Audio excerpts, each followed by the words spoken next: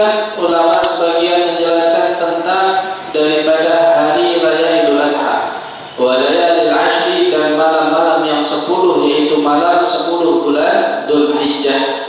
Jadi sebelum masuknya hari raya Idul Adha ada 9 hari sebelumnya. Ya, ada 9 hari sebelumnya. Ya, wasyaf'i wal watr, dan juga daripada bilangan ganjil dan genap, yaitu hari Arafah dan hari Tarwiyah. Ada yang mengatakan hari Arafah dan hari rayanya.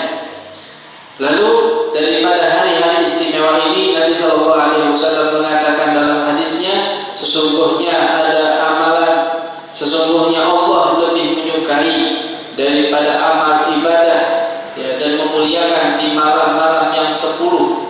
Sahabat bertanya, walau jihad di jalan Allah, walau jihad di jalan Allah, kata Nabi SAW, kecuali orang yang berjihad di jalan Allah dengan harta dan jiwanya, tidak pulang tanpa apapun, dan pulang tanpa harta dan jiwa. Maksudnya hartanya pun habis untuk di jalan Allah, dan jiwanya pun telah meninggal dalam keadaan syahid di jalan Allah Subhanahu wa taala. Lihat, amal ibadah dijalankan di hari 10 daripada Dzulhijjah ini, itu ibaratkan seperti orang yang berjihad di jalan Allah Subhanahu wa taala. Maka amal ibadah apa saja bisa kita lakukan dengan berpuasa.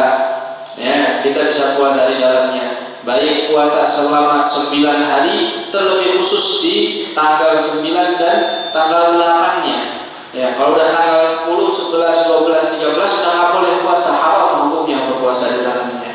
Dikatakan yaumut tasyrik, ya yaumut dzikr, wa yaumul akli wasyurb. Dikatakan hari tasyrik adalah hari untuk berzikir dan hari untuk makan dan minum. Ya, bukan lagi untuk ya berpuasa. Nggak boleh berpuasa di hari-hari tasyrik, yaitu tanggal 11, 12, 13. Dan di hari raya Idul Adha juga dilarang untuk berpuasa. Kapan kita puasa? Dari sekarang, dari hari ini sudah bisa kita puasa. Terlebih khusus di hari ke-10, di hari ke-9, yaitu hari Arafah. Man shoma yaum Arafah, ya ghufira lahu ma taqaddama min dhanbi. Ada riwayat yang lainnya, ghufira lahu dzunub sanah kullah. Ya, orang puasa di hari Arafah tanggal 9 dia puasa, maka di hari tersebut Allah akan menghapuskan dosanya yang terlampau. Ada riwayat yang mengatakan 1 tahun dosa yang terlampau akan dihapuskan oleh Allah Subhanahu wa taala. Gara-gara 1 hari di hari Arafah kita berpuasa. Intinya kita berbanyak ibadah. Ya, berbanyak ibadah. Ini lagi peluang. Ya, lagi sel besar-besaran dari Allah Subhanahu wa taala selama 10 hari. Ayo, kita mau meraih dengan apa? Kita mau ngisi dengan apa? Kita mau isi dengan pahala, atau kita mau isi waktu kita dengan maksiat?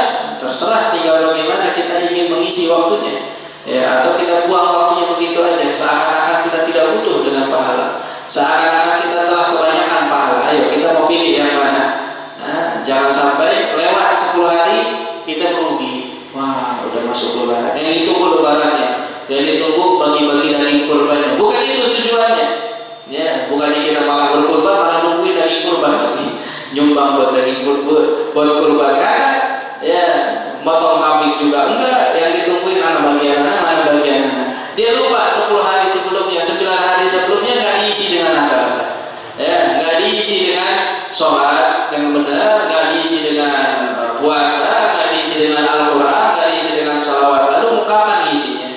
Ya, nunggu dia sudah sekarat, nunggu dia sudah waktunya wafat, baru mengisi dengan sedekah, baru mau isi dengan sholat. Udah nggak mungkin, udah nggak mampu lagi. Ya, maka ini batas waktu yang telah ditetapkan oleh Allah, jangan disia-siakan. Cukup berita wafat, cukup berita kematian yang ada di sekitar kita. Itu berita wafat, berita kematian sebagai tanda buat kita. Setiap makhluk bakal mati. Enggak sekarang dan besok. Enggak si fulan ya fulan kita. Ya, enggak bakal lewat dari itu. Ya, kita bukan orang yang bakal terhindar dari kematian, pasti matian akan datang. Kalau si fulan sudah meninggal, besoknya si fulan, besoknya kita. Bakal begitu dah. Bakal ada giliran kita itu ada. Ya, jadi cukup dengan adanya berita kematian ini sebagai tanda. Ya, kafa bil mauti wa'dhan. Ya, cukup dengan adanya kematian ini sebagai tanda, sebagai peringatan buat kita bahwa kita pun bakal mati. Kalau udah tahu mati bakal dekat, lalu amal apa yang kita bakal lakukan? Ayo,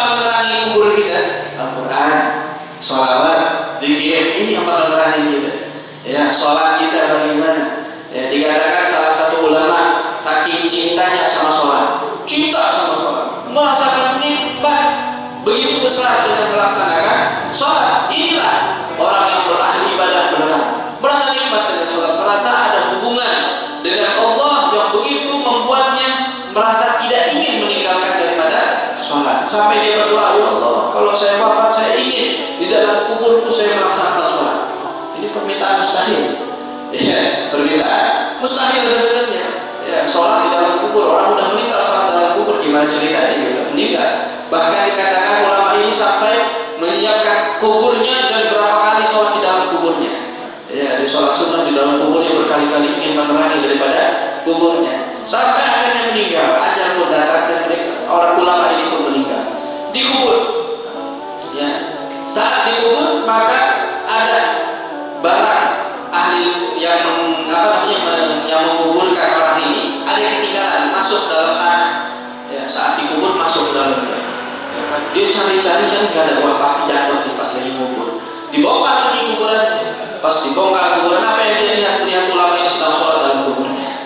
Ya, menunjukkan bahwa kecintaan dia dalam sholat, ya sampai dalam kubur pun dia masih menginginkan daripada sholat.